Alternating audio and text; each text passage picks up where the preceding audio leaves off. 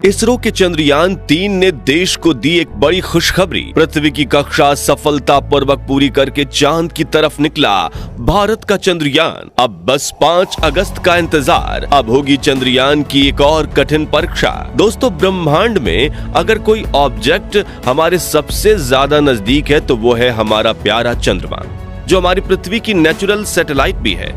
यही वजह है कि चांद को एक्सप्लोर करने में हमारे स्पेस वैज्ञानिक सबसे ज्यादा दिलचस्पी रखते हैं। आपको याद होगा, साल 2009 में भारत ने अपना पहला मून मिशन चंद्रयान 1 लॉन्च किया था, जिसने चांद पर पानी की खोज की थी। इसी खोज को सफल मिशन के चलते इसके बाद इसरो ने अपना दूसरा मिशन चंद्रयान 2 लॉन्च किया। लेकिन इस बार इसरो अपने लैंडर को मून सरफेस पर सफलतापूर्वक उतार नहीं पाया और मिशन का सबसे अहम हिस्सा फेल हो गया। मगर अब इसरो अपनी उस गलती को सुधारने और मून एक्सप्लोरेशन में एक और कदम आगे जाने के लिए अपना चंद्रयान 3 मिशन लॉन्च कर चुका है। आपको बता दें कि हमारे चंद्रयान ने 14 जुलाई 2023 के दिन चांद की तरफ अपनी उड़ान भरी थी। अब इसको लेकर इसरो की तरफ से जो लेटेस्ट अपडेट आया है वो वाकई दिल खुश कर देने वाला है। ऐसे में बहुत से लोगों के मन में ये सवाल उठ रहा है कि इस समय हमारा चंद्रयान कहां पर है। चंद्रयान से उसका रॉकेट तो पहले दिन ही अलग हो गया था, तो फिर वो अपना आगे का सफर किस तरह तय कर रहा है? उसके अंदर कितना फ्यूल मौजूद है? चांद पर पहुंचकर वो किस खोज को अंजाम देने वाला है? और सबसे जरूरी, 5 अगस्त को ऐसा क्या होने वाला है जिसका सभी को बेसब्री से इंतजार है? जानने के लिए पूरा वीडियो जरूर देखिए। दोस्तों, कोई भी स्पेसशिप जब पृथ्वी से बाहर निकलकर स्पेस में अपने किसी सफर की ओर बढ़ता है तो वो सीधा अपने टारगेट की तरफ नहीं जा सकता, बल्कि उसे पृथ्वी के अंडाकार ऑर्बिट में कुछ चक्कर लगाने पड़ते हैं। ऐसा पृथ्वी की ग्रेविटी की वजह से किया जाता है, क्योंकि अगर स्पेसशिप को सीधा पृथ्वी के ग्रेविटेशनल फील्ड से बाहर निकाला गया तो तेज दबाव और घर्षण के कारण वो नष्ट हो सकता है। चंद्रयान 3 के साथ भी ऐसा ही किया गया है। पहले उसने स्पेस में जाकर पृथ्वी के कई चक्कर काटे और अपने हर एक चक्कर के साथ वो पृथ्वी से अपनी दूरी बढ़ाता गया। इसरो की लेटेस्ट अपडेट के अनुसार पृथ्वी से करीब 6 राउंड पूरे करने के बाद हमारा चंद्रयान पृथ्वी के ऑर्बिट से सफलतापूर्वक निकल गया है। इसरो ने यह दिल खुश कर देने वाला अपडेट हमें ट्वीट करके दिया है। इस ट्वीट में इसरो ने लिखा है कि सक्सेसफुल पेरिगी फायरिंग करते हुए चंद्रयान को पृथ्वी के ऑर्बिट से निकालकर ट्रांसलूनर ऑर्बिट में प्रवेश करवा दिया गया है। आसान शब्दों में कहें तो इस समय चंद्रयान पृथ्वी और चंद्रमा की कक्षाओं के बीच वाले स्पेस में अपना सफर तय कर रहा है। साथियों, ये काम हमें सुनने में जितना सिंपल और आसान लग रहा है, असल में उतना होता नहीं है, बल्कि ये इतना कॉम्प्लेक्स है कि इसको करने में इसरो को कई सारी मुश्किलों का सामना करना पड़ता है। चलिए इसके बारे में हम आपको थोड़ा और गहरा से समझाते। सबसे पहले तो समझते हैं कि इसरो धरती पर बैठे बैठे चंद्रयान को अलग अलग कक्षाओं में कैसे भेजता है। असल में दोस्तों, इसके लिए इसरो ने अपने चंद्रयान में पहले से ही थ्रस्टर्स लगाए, जिन्हें फायर करके यान की स्पीड को घटाया या बढ़ाया और साथ ही इसके ओरिएंटेशन को घुमाया व जरूरत पड़ने पर इसकी दिशा को बदला भी जा सकता है। इन्हीं थ्रस्टर्स की हेल्प से 30 जुलाई को चंद्रयान पृथ्वी की कक्षा से निकलकर चांद की कक्षा की ओर बढ़ चला था और अब इसका ये सफर 5 दिन का होने वाला है। यानी चंद्रयान के लिए उसका अगला पड़ाव व उसका अगला महत्वपूर्ण टेस्ट 5 अगस्त को होने वाला है, जब वो ट्रांसलूनर ऑर्बिट को क्रॉस करके लूनर ऑर्बिट यानी चांद की कक्षा में प्रवेश करेगा। चंद्रयान को चांद की कक्षा में एंटर कराने के लिए इसरो के वैज्ञानिक फिर से वही स्टेप्स दोहराएंगे जो उन्होंने इसे पृथ्वी की कक्षा से निकालने के दौरान लिए। चांद की कक्षा में सफलतापूर्वक एंटर करने के बाद चंद्रयान उसके चक्कर काटने शुरू करेगा और हर एक पूरे होते चक्कर के साथ ही यह धीरे धीरे चांद के सरफेस के नजदीक होता चला जाएगा। 14 अगस्त के दिन चंद्रयान 3 चांद की चौथी कक्षा में प्रवेश करेगा, जिसके 2 दिन बाद 16 अगस्त के दिन इसे चंद्रयान 3 की 5वीं कक्षा में धकेला जाएगा, जो कि 100 × 100 किलोमीटर की कक्षा होगी।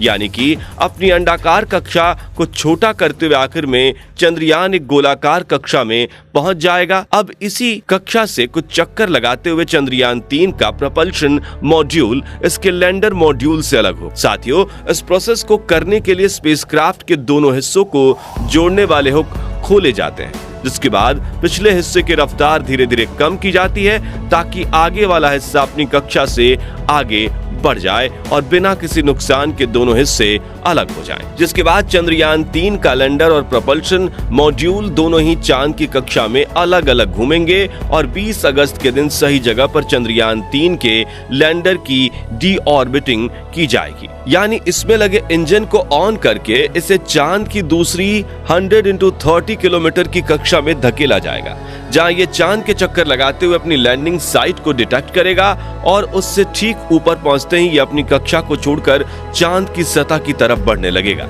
और इस तरह 24 अगस्त आने तक हमारा चंद्रयान चांद की सतह पर सफलतापूर्वक उतर चुका होगा। किसी भी अनपेक्षित समस्या से जूझने के लिए हमारे वैज्ञानिकों ने कुछ दूसरे रास्ते भी खोज रखे हैं। साथ ही इस बार लैंडर और रोवर को पहले से कहीं ज्यादा मजबूत और एडवांस बनाया गया है ताकि जो गलती चंद्रयान 2 मिशन में हुई थी वो दोबारा ना हो। दोस्तों, चंद्रयान 3 को चांद के ध्रुवीय इलाके में रिसर्च करने के इरादे से भेजा गया है, क्योंकि चांद के क्षेत्र में अभी तक दुनिया की कोई भी स्पेस एजेंसी अपने मिशन नहीं भेज पाई है। इस इलाके में लैंडर के उतरने के बाद तुरंत ही हमारा प्रज्ञान रोवर बाहर निकलकर अपना काम शुरू कर देगा और चांद की रहस्यमय दुनिया के ऐसे ऐसे खुलासे करेगा जिससे हम अब तक अनजान हैं। यही वजह है कि इसरो के इस मिशन पर सिर्फ हमारे पड़ोसी मुल्क ही नहीं बल्कि पूरी दुनिया की नजरें टिकी हैं। दुनिया भर के वैज्ञानिक ये जानना चाहते हैं कि चांद के जिस हिस्से को आज तक किसी ने नहीं देखा वहां की दुनिया कैसी है। एक और अहम सवाल जो अक्सर लोगों को परेशान करता है कि चंद्रयान में ऐसा कौन सा फ्यूल भरा हुआ है जो उसे इतनी लंबी यात्रा में सक्षम बनाता है। दोस्तों, किसी भी स्पेस मिशन के लिए सबसे पहला पड़ाव होता है पृथ्वी के वातावरण से बाहर निकलना। ऐसा करने के लिए यान की रफ्तार 11 किलोमीटर प्रति सेकंड होनी चाहिए और ये रफ्तार हासिल करने के लिए ही रॉकेट का इस्तेमाल किया जाता है। लेकिन फिर दूसरा सवाल आता है कि चंद्रयान से उसके रॉकेट तो लॉन्च होने के 16 मिनट बाद ही अलग हो गए थे। फिर उसके बाद ये अब तक का सफर कैसे कर रहा है और किस एनर्जी पर या फ्यूल से ये सफर तय कर रहा है। असल में दोस्तों, चंद्रयान के इस समय 3 अलग अलग एनर्जी हैं। सबसे पहले तो इसके अंदर 2 टैंक मौजूद हैं जिनमें फ्यूल भरा हुआ है, दूसरा सोलर एनर्जी और तीसरी बैटरी। फ्यूल की बात करें तो किसी भी अंतरिक्ष यान में गाड़ियों और हवाई जहाजों की तरह पेट्रोल डीजल का इस्तेमाल नहीं होता, बल्कि चंद्रयान में प्रोपेलेंट हाइड्रोजन फ्यूल का यूज किया जाता है, जिसे जलाने के लिए नाइट्रोजन टेट्रोक्साइड की जरूरत पड़ती है। इस समय चंद्रयान 40,320 किलोमीटर प्रति घंटे की रफ्तार से आगे बढ़ रहा है, क्योंकि पृथ्वी के ऑर्बिट से बाहर निकलने के लिए मिनिमम इतनी स्पीड चाहिए और इस स्पीड को अचीव करने के लिए इसरो के प्रोपल्शन मॉड्यूल में लगे इंजन का इस्तेमाल किया है, जिसे चलाने के लिए फ्यूल की जरूरत पड़ती है। वैज्ञानिकों का प्लान है कि 17 अगस्त के दिन चंद्रयान को चांद की कक्षा में एंटर करवा दिया जाए। अगर ऐसा करने में जरा सी भी चूक हुई तो 40,320 किलोमीटर प्रति घंटे की रफ्तार से दौड़ रहा चंद्रयान कब चांद को छोड़कर खुले स्पेस में खो जाएगा पता भी नहीं चलेगा। इसलिए मिशन में गलती की कोई गुंजाइश नहीं है। चंद्रयान को चांद के ऑर्बिटर में एंटर कराने के लिए इसरो को फिर से प्रोपल्शन मॉड्यूल में लगे उन्हीं इंजनों की जरूरत पड़ेगी, क्योंकि इन्हीं इंजन को फायर करके चंद्रयान को चांद की ऑर्बिट की दिशा में घुमाया जाएगा। ऐसे में इन इंजन को फायर करने की टाइमिंग भी बहुत ज्यादा क्रूशियल बन जाती है। अगर सब कुछ प्लान के मुताबिक रहा तो वैज्ञानिकों का अनुमान है कि 23 या 24 अगस्त के दिन चंद्रमा पर चंद्रयान 3 अपनी लैंडिंग कर पाएगा, वो भी चांद के ध्रुवीय इलाके में, वह इलाका जो गड्ढों से भरा हुआ है और जहां तापमान -208 डिग्री तक चला जाता है।